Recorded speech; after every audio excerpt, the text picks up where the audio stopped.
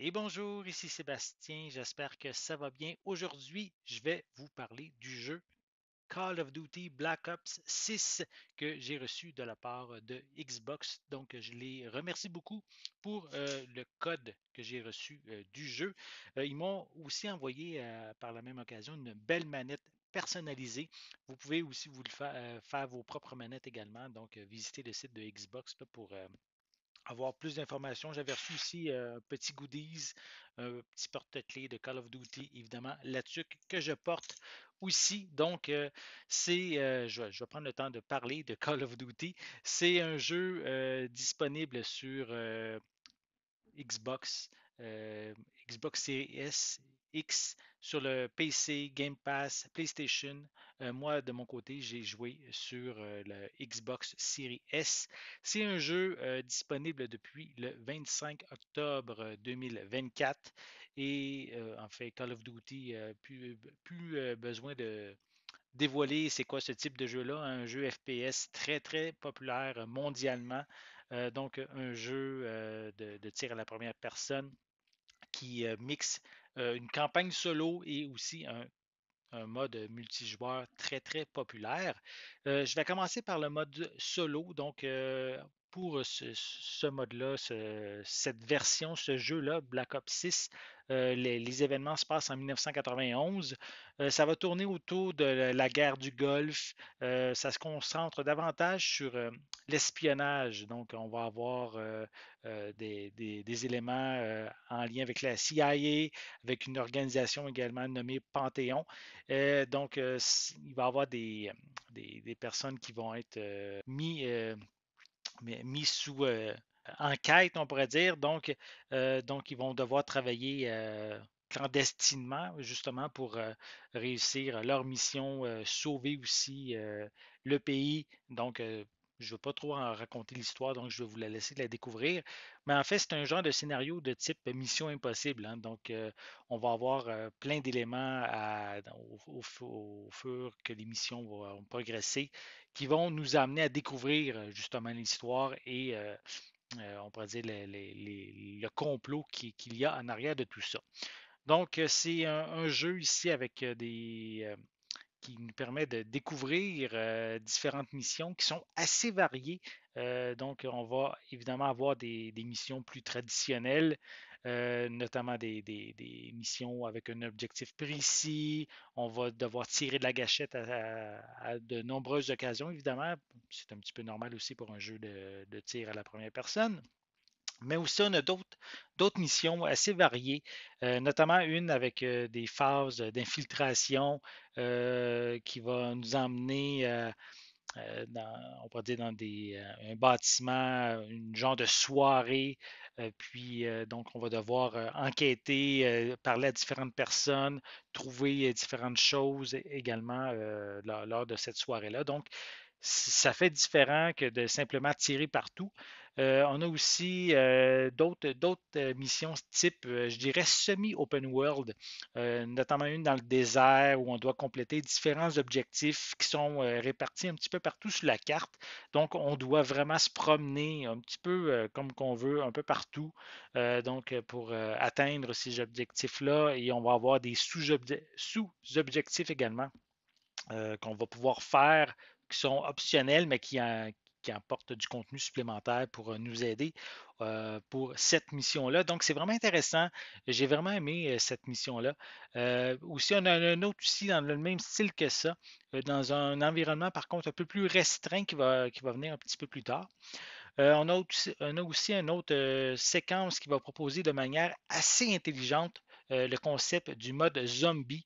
Je vais vous le laisser découvrir, mais c'est quand même euh, une mission assez épeurante, assez effrayante avec tout ce qui se passe autour de nous. Donc, c'est vraiment quand même intéressant. Ça reste que toutes ces différentes missions-là qu'on va faire sont assez variées. Et en plus aussi, mais nous et notre équipe, on a un genre de quartier général qui s'appelle La Tour, qui a comment des petits objectifs qu'on peut faire. Donc, on peut prendre le temps de découvrir les secrets justement de notre bunker, on pourrait dire. Et ça amène aussi d'autres explorations. Donc, je dirais ça prend à peu près une dizaine d'heures pour faire la mission, le mode solo. Donc, c'est quand même bien intéressant, surtout que c'est un mode que je voulais vraiment essayer. Je veux dire, le mode histoire, je voulais l'essayer comme il faut pour cette version de Call of Duty-là. Et j'ai vraiment pas regretté. L'histoire est vraiment très, très bonne. Donc, c'est un mode que je vous recommande si vous voulez faire autre chose que juste du multi. Une chose avant de continuer pour le mode solo, c'est qu'on peut ramasser de l'argent. J'avais oublié de le mentionner. Je trouve important dans les différentes missions qu'on va faire de prendre le temps d'explorer qu'est-ce qu'il y a autour de nous, ramasser de l'argent. Ça va nous permettre justement d'améliorer nos armes, nos capacités, notre santé, nos défenses, nos attaques. Donc, c'est en ramassant de l'argent qu'on retrouve un peu partout. Des fois, de l'argent peut traîner sur une table. Des fois, ça peut être dans un coffre-fort. Donc, il faut trouver le code du coffre-fort. Lorsqu'on, justement, on prend le temps de faire ça durant l'émission, mais on ramasse de l'argent. Puis ça va nous permettre d'être mieux équipés pour affronter les missions suivantes qui, pour certaines, vont se complexifier évidemment. Aussi, je peux prendre le temps aussi de dire que les graphismes ont vraiment coupé le souffle, hein. On a des belles textures, c'est absolument stupéfiant, très détaillé. Les effets de lumière aussi sont bien avancés. Donc, j'ai vraiment apprécié mon expérience de ce côté-là. Je peux aussi parler du feeling qu'on a avec les armes. C'est vraiment très satisfaisant. On tire, on sent qu'on a le contrôle sur ce qui se passe.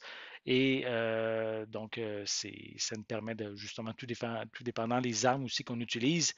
Il y en a qui sont un peu plus comme un silencieux, mais des fois, on a des armes qui sont avec une très grande portée. C'est satisfaisant de tirer avec justement une genre de mitraillette. Je ne me souviens plus du nom exactement, mais genre de mitraillette qui est au bout, c'est rond et ça tourne. Là, donc, vous allez sûrement savoir de quoi je parle, mais ce genre d'arme-là est assez puissante. Puis, lorsqu'on tire sur tout ce qui bouge devant nous, c'est très, très satisfaisant. On a aussi un doublage français qui est d'une très bonne qualité. Aussi, on trouve quelques petites tonalités assez intéressantes dans la manière que c'est présenté. Donc, j'ai vraiment été satisfait également du doublage. Et en général, c'est vraiment une très bonne campagne solo. J'ai vraiment passé un très bon moment. Ensuite, on a le mode multi qui arrive. Je vais être honnête, je suis beaucoup moins bon en multi comparativement aux experts qu'on retrouve sur la planète. Mais on commence avec un tutoriel qui va permettre d'apprivoiser les différentes techniques de notre personnage. Parce que après le tutoriel, j'ai tombé dans le mode zombie. Et mais j'y reviendrai au mode zombie un petit peu plus tard. Parce que, en fait, durant le tutoriel, on va découvrir les mouvements omnidirectionnels qu'on va devoir apprivoiser, qui sont je dirais quasiment essentiel maintenant pour le mode multi. Ça nous permet justement de courir, glisser, plonger dans n'importe quelle direction. Donc, ça rend le jeu on a une très grande liberté dans le jeu. Et en fait, avec les joueurs avec qui j'ai compétitionné en ligne, ben, disons qui ont déjà beaucoup d'expérience à ce niveau-là et ben, je n'étais pas très très bon. Mais je réalise que c'est quand même euh, très intéressant comme mouvement. Il faut prendre le temps des apprivoiser, c'est des maîtriser, puis on va vraiment avoir une expérience qui est très, très intéressante. Je dirais ça prend de la pratique pour vraiment maîtriser ces mécaniques-là. On a aussi un système d'accessoires d'armes qui n'est pas nécessairement très complexe. J'ai déjà vu des configurations plus complexes dans le passé pour gérer toutes les différentes armes. Mais ici, c'est quand même ici classé dans des catégories distinctes. On a exécuteur, éclaireur, stratège également. Donc, on peut sélectionner les différentes armes en conséquence de la manière qu'on veut personnifier notre personnage. On a des atouts aussi qu'on peut ajouter avant de débuter une partie, comme par exemple exécuteur, mais on peut y conférer des boosts de vitesse, de déplacement, une régénération aussi de santé. À chaque fois qu'on élimine quelqu'un, ben, donc ça va nous rebooster. Ces combinaisons vont influencer aussi le gameplay. Ça reste quand même équilibré, mais dans l'ensemble, des différentes manières de jouer, ça va rendre des, quelques spécificités au gameplay sans nécessairement avoir, je dirais, avec les différents modes que j'ai testés, il n'y a rien qui est comme plus fort que les autres. C'est quand même bien équilibré dans l'ensemble. Parmi les cartes, il y en a plusieurs qui sont, je dirais, assez compactes, qui rendent les matchs en ligne assez rythmés. Si vous êtes amateur des grandes cartes, ben, peut-être qu'il va en avoir, sûrement qu'il va en avoir d'autres qui vont voir le jour prochainement dans une mise à jour du jeu. Mais pour l'instant, je dirais que la majorité des cartes sont assez petites, donc ça rend les parties assez nerveuses. Donc, ça m'est arrivé à plusieurs occasions. Ben, je mourais, j'y réapparaissais, puis il y avait tout de suite un ennemi devant, on pourrait dire un adversaire devant moi, puis si j'ai pas eu le temps de me préparer, il me tuait tout de suite. Donc, il faut vraiment être prêt à tout moment, à bouger, à regarder partout dans les cartes qui sont présentées. On a également le mode zombie qui est basé sur des vagues d'ennemis qui vont apparaître. C'est vraiment un mode assez apprécié, je dirais, des joueurs.